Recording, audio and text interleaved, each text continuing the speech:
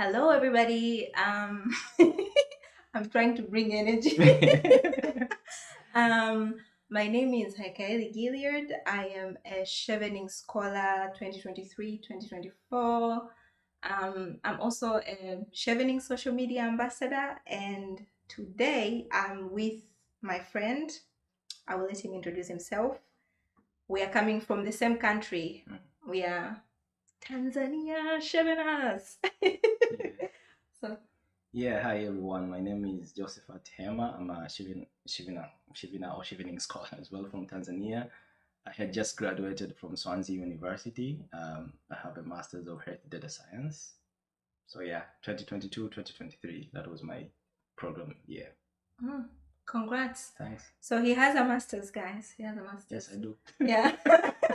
He's young and okay, not rich. I wanted to say young, rich, and famous. You are young, educated, and Are you sure that I'm not rich? young, rich, Yeah, and educated. I should give you access to my bank account. Okay, young, rich, and educated. Okay, so the main aim of shooting this video is just trying to share our chevening experience. As we know, it's approaching January. It is already January, and this is around the time that chevening usually gives back feedback on people who have been invited for the next stage, the interview stage. So I would like us to talk a bit about the interview stage. If you've been invited for the interview stage, what should you prepare for? And maybe get an idea of how the interview goes like. So yeah, maybe would you like to? Okay, that's fine. So we are starting from the experience of the interview, right? Yeah, I can start with the experience of the interview. Yeah. Oh yeah. So Sorry to interrupt you. So just tell us the day that you were going for the interview. Just tell us how it was, how you got into the British High Commission, because I know that is where most of us are going to do our interview, and how things went on from there. So just the overall experience of just you getting to the venue before we actually get to the part where we talk about the questions. Okay. So yeah, stop me anywhere if you see that I'm off the road, but I'm trying to give my own experience, and this is based in Tanzania. I know many other people from other countries might watch this video as well, but so I'm from Tanzania. I'm from Arusha, which is the northern part of Tanzania, and the High British Commission is in Dar es Salaam. So I made sure that I'm there one day before, which is risky, of course, because you're supposed to be in case anything happens, you never know. So I traveled like today, and tomorrow is my interview. I thank God that everything went well. My journey was fine. So I was there in Dar es Salaam. Obviously, I made some preparations before when I was in Arusha. I don't know if I should get into the preparation that I did right now or later. Later. Later, right? Yeah. So I was there. The best thing that I did is I was there on time in Dar es Salaam. By evening, I was there, and I made sure that I don't have so many plans because, people like us, when you come from we say mikoani, when you come from these places away from Dar es Salaam, when you go to Dar es Salaam, you wish to meet all of your friends. But I said, no, I'm not going to meet anyone. I need to keep my energy. I need to rest. I stayed and I kept on revising everything that I was preparing with in Arusha. So I made sure that I'm relaxed. That's the first thing. I slept very early. And then the next day, I made sure that I'm there at least 1 hour before. I went somewhere close to the British Commission where I chilled for like 30 minutes, like just a walking distance. It was like 5 minutes walking distance. And then from there, I went to the British Commission. So I just made sure that I don't have too many things in my head, well rested, well prepared, make sure that you don't have anything that is stressing you. That's the best that I did, and it worked. Yeah, so make sure you're well rested and relaxed. Get to the venue early. Yeah. So as he talked, the context of from the context of like Tanzanians going for the interview, like Dar es Salaam sometimes does have traffic, so you also have to think, and I assume a lot of other cities do also have traffic. So plan ahead and like leave some time for you to like a wiggle room. If anything happens, you're not going to be late for your interview, and also just to also get time to like compose yourself beforehand. Sure. And you've mentioned the transportation in Dar es Salaam. Actually, I was so much concerned about that. So I didn't use like a normal public transport. I made sure that I hire my own private transport. He Yeah. hired Yeah, hire your exactly. own private transport. Yeah, it's something serious, man. Yeah, Use it's your very use your you serious. can use your money, use your cost to make sure that you are composed as much as you can. So I hired my own private transport and I made sure that no one is going to bother me that day. You know, you can go to the public transport and like people might frustrate you and then you lose your confidence and Yeah. comfortability. So yeah, that's what I did. Wabongo kupiga Pepsi. Anything can happen. Anything. Yeah. Yeah, okay. So you say that you were preparing beforehand. Yeah. So maybe tell us a bit about the preparations. What kind of things were you doing to prepare for the interview? Yeah. So first of all, like, getting the email to be invited for the interview was a huge surprise to me because I knew that Chevening is very competitive. So I kept my expectations like moderate. So when I got the email that I'm invited for the interview, it was a huge surprise. I was so much excited for the first few seconds, and then I knew that this is not the end. There's a huge thing ahead of me, right? Yes. So that's when I said, okay, I should remain calm down, grounded, and get prepared. So I went straight to YouTube. I mean, YouTube is not University of YouTube. exactly. It's not the best thing that you can do. But I went to YouTube and yeah, I was just trying to Google like to search like what should I do for the preparation of the interviews for Chevening, and then there's so much resources in YouTube about preparing for Chevening. It's not the best thing to. It's not the best reference. YouTube is not the best reference because actually there is so much in the website of Chevening about how you can get prepared. But I went to the YouTube and I tried to watch some videos and then I realized that one of the important thing to do is to do the mock interview. You didn't mention that we were applying together by the time. So actually, No, yeah. that's a story for that's a story for another time. So I remember what we did for preparation to be specifics.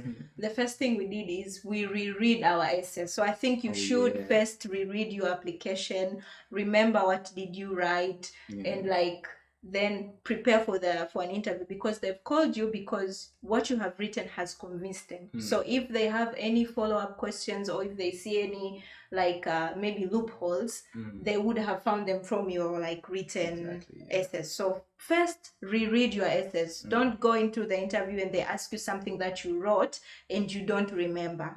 And then second, we applied together for the first cohort, but I ended up in reserve, and of course I didn't get my second application. So for that one, we started doing mock interviews online. Yeah. So yeah, I was in Arusha. You were in Dar es Salaam. So I think it's also very important to have like one person. I'm saying this specifically because many people find so many people to help them, and then it's confusing. Yeah. You can have just one person you trust or two people that you think you can keep on listening to them, getting feedback from them. And I'm glad that you really helped me. We helped each other through the process. And Harriet. Yeah, we also had another colleague. Oh yeah. But we didn't do so much of mock interviews, right? We did mostly. Yeah, me and you. Yes, yeah. So that was a very important thing, like reading your essays again and doing more research. You are not supposed to go and just copy paste everything that you said from your essay. Yeah. Just show a sign of life, right? A sign of life. Show growth, yeah. Yeah. Because if you just go and say everything that you wrote in your essays, it's like you are copying and you're like a machine. You're not a human being. We have read that. Okay, what else? Exactly. So yeah, so I made sure that I had a lot of things to say. I did a lot of research, and because my program was data science, so I had a lot of numbers at my fingertips. Yeah. Man, I was saying all the statistics you could probably hear by the time. I knew a lot of things like the prevalence of this and this, WHO said this and this. So I did a lot of research. To be honest, I was very much prepared. Yeah, and also I think another thing that we sometimes do forget when we're preparing is we forget that it's a Chevening scholarship offered by UK government, Yeah. and sometimes people forget to even read what the UK government maybe is doing in Yeah. their country as it relates maybe to the causes that they're taking. Yeah. People forget to maybe check maybe policies that the UK is putting that relates to what you're going to study. So because sometimes they can be like, okay, what do you know that is contemporary, that is happening in this country right now that you can talk about, and maybe you don't know anything. And then sometimes they can also be like, okay, now why UK? And then Exactly. you haven't done any research on maybe on your universities. Why UK? You need to kind of like, as much as the easy answer is there is good education, but what is that definition of good education? Yeah. It has to be more specific. You're like, okay, yeah, they have first class universities. Yes. Yes. What does that mean to you? So Yeah. maybe it could mean that you have research, and then maybe in the course that you've chosen, there's maybe a specific module that you have read and you think it will be beneficial to you. Maybe there's a specific research project. Like, you have to kind of like go more into details to, rather than all these like big blanket ideas. Okay, so let me give an example about what you've just mentioned. So I did a research because I wanted to start health data science because I wanted to be a champion in health tech in my country.